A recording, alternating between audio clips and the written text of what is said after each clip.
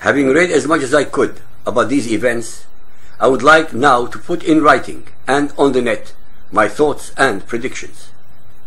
The left liberal media, as usual, are criminal in their misuse and perversion of language. They are labeling Anders Behring Breivik as either an extremist Christian, a fundamentalist Christian, a far-right nutcase, etc. Let us look at the facts. A fundamentalist Christian is one who believes in and follows in the footsteps of Jesus. No human being can find a single verse in the New Testament inciting the followers of Jesus to slaughter anyone. Hence, he is most definitely not acting out the precepts of fundamentalist Christianity. This should and must be pointed out in all communications regarding this matter. On the other hand, this man is most definitely a Norwegian nationalist who is worried sick at the fact that his country is being flushed down the sewer of political correctness by allowing his nation to be flooded with Muslim immigrants. Muslims who will never integrate in any society that does not follow Sharia. His is a political and not a religious act. Furthermore, he is not a nutcase, nor is he out of his mind, no matter how horrible his actions were. From his perspective, he is making the ultimate expression of rebellion against the current left-wing political establishment elite, who are willingly and willfully destroying the very Judeo-Christian liberal foundations of his people. That is why he did not attack Muslims. He slaughtered the children, relatives and supporters of the very politicians running his country. He has started what I believe to be the first step of a European civil war, a war that I predicted on numerous occasions in my radio talks, that will be initiated and developed by ordinary men and women in Europe who have had enough of sucking up to Islam, Muslims, terror and Sharia. They know that these left-leaning liberals are aiding, abetting and colluding with the very Muslims who publicly and very clearly declare their intentions to Islamize, subjugate or exterminate all those who are not Muslims. During and after the Geert Wilders kangaroo trials in the Netherlands, I asserted that the peoples of Europe are worried, that their politically correct leaders are out of step with the people, that they are out of touch with facts and or reality, that the people will revolt. What is happening in most European countries as we speak are new offshoot political parties whose agenda is to limit and even reverse the flow of Muslim immigrants who are gaining 15 to 20% of the electoral votes even though they have no political track record. In summation, this terrorist is not misguided. On the contrary, he is an extremely focused, calculating, selfless, single-minded man. He has temporarily and intentionally turned himself into a highly organized and efficient killing machine to make a political statement, no matter how vile his deed was. From his perspective, he is only countering the shallow and discredited tactics of the liberals who are supporting the very enemies of democracy, the Muslims. Already, the left-wing liberal media are trying to make him into a Nazi. It is ironic that they are labeling him a Nazi as if this were an insult. Is not Nazi, after all, an acronym for National Socialist German Workers' Party? Nationalist Socialist Deutsche Arbeiterpartei, commonly known in English as the Nazi Party, abbreviated from the pronunciation of National Sozialist. Is not Nazism, after all, part and parcel of socialism? I would like our listeners to ponder this carefully.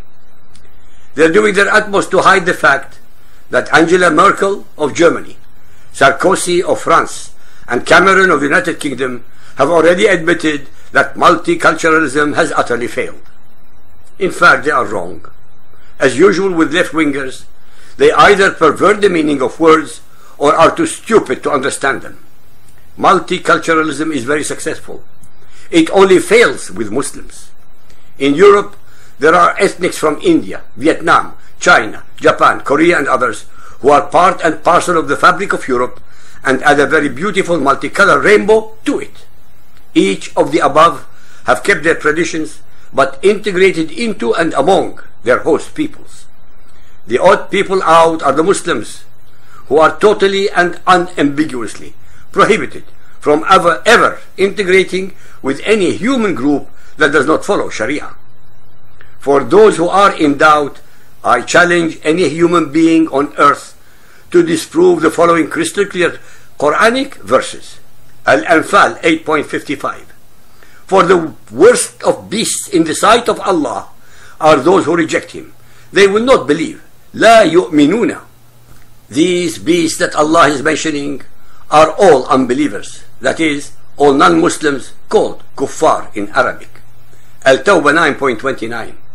Fight, qatilu, those who believe not in Allah nor the last day, nor hold that forbidden, which has been forbidden by Allah and His Apostle Muhammad, nor acknowledge the religion of truth, Islam, even if they are of the people of the book, Christians and Jews, until they pay the jizya, poll tax, with willing submission and feel themselves humiliated. Just to make sure that the listeners would believe what I'm revealing, I would like to put forth a challenge worth $50,000 to the first person who can show us all a single operative verse in Muhammad's Quran that demonstrates any compassion and mercy to all unbelievers. Unbelievers represents 80% of current humanity, whom I call Ummatul Kuffar, or nation of infidels. All Christians, Buddhists, Hindus, Jews, atheists, agnostics, etc. That is, any and all those who are not Muslims.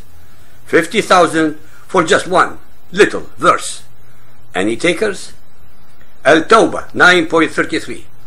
It is He who has sent His apostle with guidance and the religion of truth to proclaim it over all other religions. Al-Imran 3.85.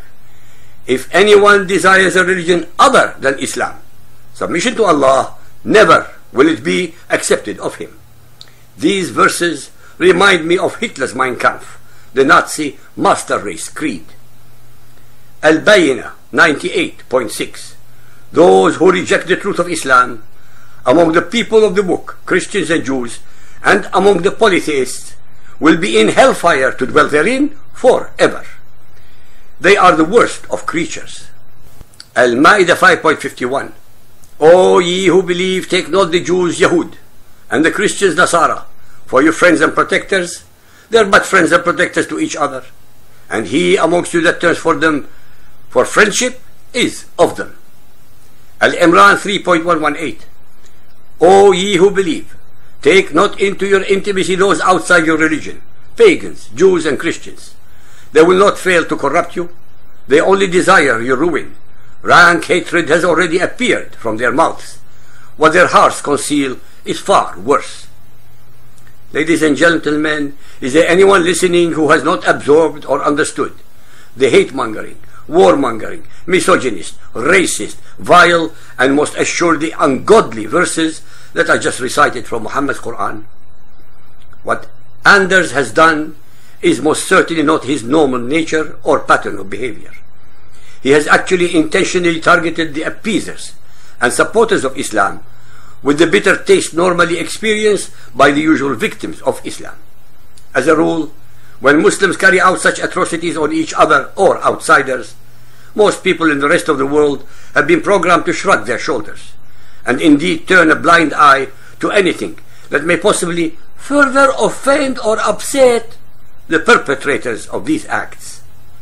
What happened in Norway is a shock simply because blind supporters of Islam are not currently accustomed to experiencing firsthand the extreme violence this very rare case inspired in this young man out of sheer frustration and anger, bottled up without lawful means of expression in the stifling politically correct death throes of the Western world.